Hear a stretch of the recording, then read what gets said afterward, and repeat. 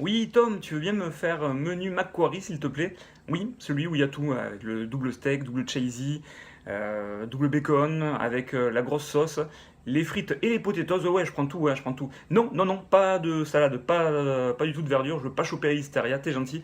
Ouais, je vais tout prendre à emporter. Et oui, les amis, je vais vous parler de Mission Impossible Fallout, réalisé par Christopher McQuarrie et interprété par Tom Cruise, entre autres. Mais il est tellement de tous les plans, de toutes les cascades.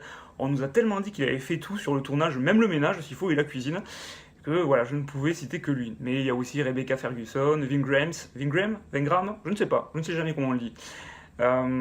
Simon Pegg, ouais, toujours Simon Pegg, mon copain.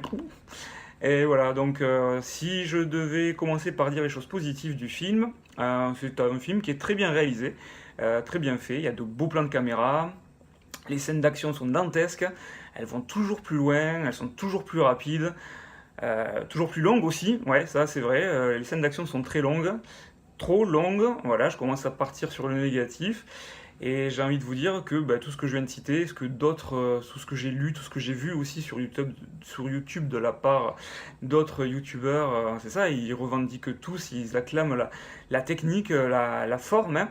Très peu parlent du fond d'ailleurs, de ce que j'ai cru voir.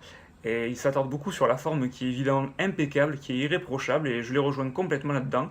Et en même temps, j'ai envie de vous dire, ben, c'est normal, c'est la base d'avoir un réalisateur qui rend un film propre et agréable à regarder, où on a les yeux comme ça qui nous sortent des orbites. Mais peut-être qu'on est habitué à la médiocrité de l'industrie hollywoodienne actuelle, et que donc on considère comme le Graal un film qui est juste bien fait. Voilà. Et c'est un peu dommage. Parce qu'après, au niveau des choses qui vont pas, essentiellement, ça va être le fond de l'histoire. Et quand je dis histoire, en fait, j'ai un bien grand mot parce que ben, n'y a pas d'histoire en fait. C'est un peu couillon, hein. C'est un peu écrit avec les pieds. Enfin, j'ai trouvé à mon point de vue. C'est-à-dire qu'il y a une histoire, elle vole pas très haut. Et on nous a parlé de la caractérisation du personnage, que Ethan Hunt est un peu livré à lui-même, et qui, comme d'habitude, et qui fait face un peu à ses démons, à son passé et tout. Oui, alors vite fait, effectivement, peut-être, mais ouais, c'est pas GG quoi. Le film dure 2 heures et demie, et mis à part de l'action, toujours de l'action et rien que de l'action, au niveau scénario, je me suis senti un petit peu pris pour un con, hein. Il y a des scènes quand même qui sont un peu faites. Ouais, ouais, c'est bon, ta gueule, mets-leur de la lumière là, mets-leur des trucs qui pètent et tout, qui brillent, ils feront pas gaffe, là, ça va passer tout seul là, pof. Par exemple, on a le personnage de Rebecca Ferguson qui joue Isla Faust, comme dans le précédent film, qui est à nouveau ici et qui est très intéressant, moi je trouve. C'est vraiment un personnage qui est quand même sous-exploité, comme Henry Cavill, alors qui est très bien mais sous-exploité. Donc Rebecca Ferguson qui joue toujours cette agente ou cet agent britannique là qui fait des trucs en sous-marin, donc en parallèle de la mission de l'équipe d'Ethan Hunt. Et Tom Cruise, lui, sait qu'elle est là, les autres de son équipe ne le savent pas du tout. À un moment donné, il y a une scène, attention, spoil, hein, il y a une scène d'action, ça mitraille de partout. Elle les aide, mais en cachette, ils ne savent pas. L'équipe se barre, tac, tac, tac, elle monte avec eux dans la voiture, et normal, personne ne dit rien, elle est là, ok, c'est cool. Bon, ok, à quel moment, machin, alors qu'ils se méfiaient d'elle à cause de l'épisode précédent, justement. Bon, ok, bon, ça c'est vite fait. Ensuite, il y a le personnage, la réintroduction du personnage de Julia, la femme, qui est en fait l'ex-femme maintenant du personnage de Ethan Hunt. Et alors là, mais là, c'était vraiment du n'importe quoi. Donc, nos héros poursuivent le criminel et leur mission jusqu'au Cachemire, la région du Cachemire. Et dans la voiture, ils sont en train de checker, voilà, sur leur tablette ou sur leur carte, IGN, je ne sais pas. Et ils disent, bon voilà, on va faire ci, on va faire ça, t'as un plan, je sais pas, je vais trouver et tout. Bon, comme d'habitude, ça c'est le leitmotiv du film, c'est, je sais pas, je vais trouver, je vais improviser.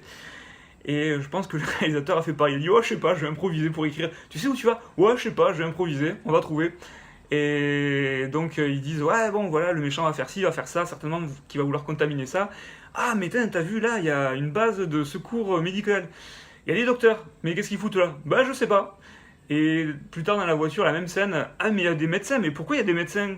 Oh bah je sais pas et tout, on verra. Alors la scène d'avant, il y a le méchant qui dit à Tom Cruise, je sais où est ta femme, je la surveille et tout machin, il lui balance la photo. Nous on sait effectivement que depuis le 3, la femme de Tom Cruise est médecin. ok, vous commencez à voir où on va en venir. La scène suivante, bim, il arrive dans le village pour essayer de rechercher le méchant. La première personne qu'il rencontre, c'est son ex-femme. Et là, je dis, non, mais sérieux, ils nous le prennent comme ça. On se serait cru dans Rabbi Jacob avec Louis de Funès qui fait une lettre piégée. Pareil, ça tombe comme un cheveu sur la soupe, t'es là.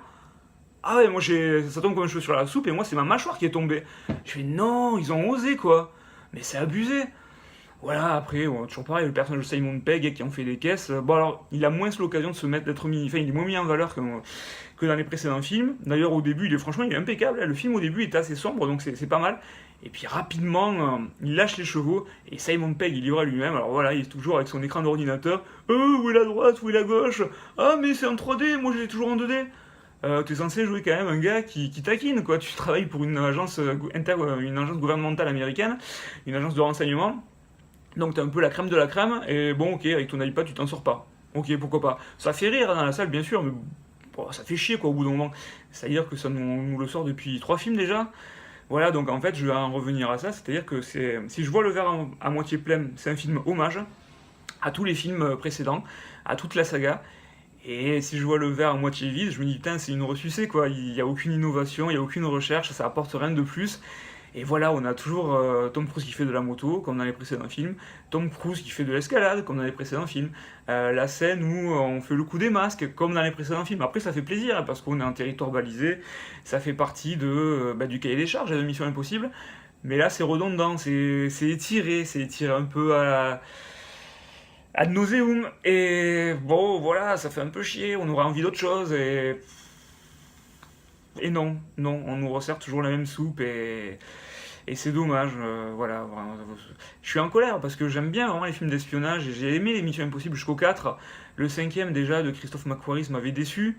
Et là, voilà, j'avais vu la bande-annonce, je savais que c'était le même réalisateur, j'étais pas trop chaud d'y aller. Puis j'ai commencé à entendre et avoir des retours, à lire des retours plutôt positifs, différents du 5 soi-disant et tout. Et finalement, c'est pareil et je suis. Voilà, je suis un peu blasé parce que ouais, j'ai pas pris mon pied du coup. Les 15 premières minutes, oui, vraiment, jusqu'au générique, là, j'avais le smiley et tout, j'étais trop content, j'avais les poils sur les bras qui se hérissaient dans la salle, et puis arrive la première scène d'action, le saut qui est spectaculaire. Mais la scène elle dure, la scène des toilettes, la scène elle était tirée, pourquoi? Pour rien. Et voilà, je sais pas trop où ils ont voulu en venir, si ce n'est peut-être étirer le film, étirer les scènes d'action pour nous faire oublier que le film était écrit avec les pieds, tout simplement. Et c'est dommage. C'est un film nostalgique que des anciens, et je vais vous dire, à tel point ils recyclent les films d'espionnage, ils ont repris le même gadget que dans James Bond, Demain ne meurt jamais, le second James Bond avec Pierce Brosnan, ils nous ont ressorti le coup de la BMW téléguidée avec le téléphone portable. Quand on en arrive à ce niveau-là, il y a quand même un problème, je pense. Hein. Enfin, je sais pas ce que vous en pensez, mais moi, ouais, ok, c'est sympa, mais ouais, on est en 2018 maintenant. Ça a plus de 10 ans ce truc, et déjà à l'époque ça passait mal, alors là. Alors après ça, par contre, ça a été très court. C'est juste une petite apparition, tu fais oh sympa, le contrat avec BMW, ok, ils l'ont mis en avant, petit clin d'œil, sympatoche. Voilà, donc si vous avez trop chaud avec la cause de la canicule et tout, allez-y, vous passerez 2h30 au cinéma avec une glace peut-être et un petit soda, c'est pas négligeable pour survivre par ces temps-là, ces températures-là. Si vous aimez l'action débridée et que vous en avez rien à foutre de l'histoire du moment que vous voyez Tom Cruise faire des cascades de partout, sauter partout, faire la cuisine, le ménage, tabasser un méchant, allez-y. Si vous n'avez pas envie d'être pris pour un con parce que le scénario est un peu débilisant, parce que finalement les cascades elles sont géniales mais ça n'a aucun impact sur l'état, c'est-à-dire du personnage, des antagonistes, des protagonistes. Alors il y a des cascades de ouf, les personnages sont à peine décoiffés quoi. Oui, c'est un jeu. En fait voilà, ce film est un jeu vidéo, c'est un jeu PS4 ou Xbox. Je veux pas faire de voilà. Je vais pas raviver la guerre des deux consoles, voilà, c'est pas un jeu Switch, mais c'est un jeu Xbox ou PS quoi. C'est très beau, mais alors c'est scénarisé, mais alors vite fait, et on nous fait croire que c'est un chef-d'œuvre. Non, c'est un bon film d'action, c'est un bon divertissement, c'est pas un grand film, c'est pas Die Hard, c'est pas Piège de cristal pour les non-anglophiles. Voilà. Mais bon, voilà, allez le voir, faites-vous votre propre idée. En attendant, moi je serai là pour continuer à parler cinéma avec vous, et je vous dis à très bientôt. Gros bisous les amis, ciao ciao!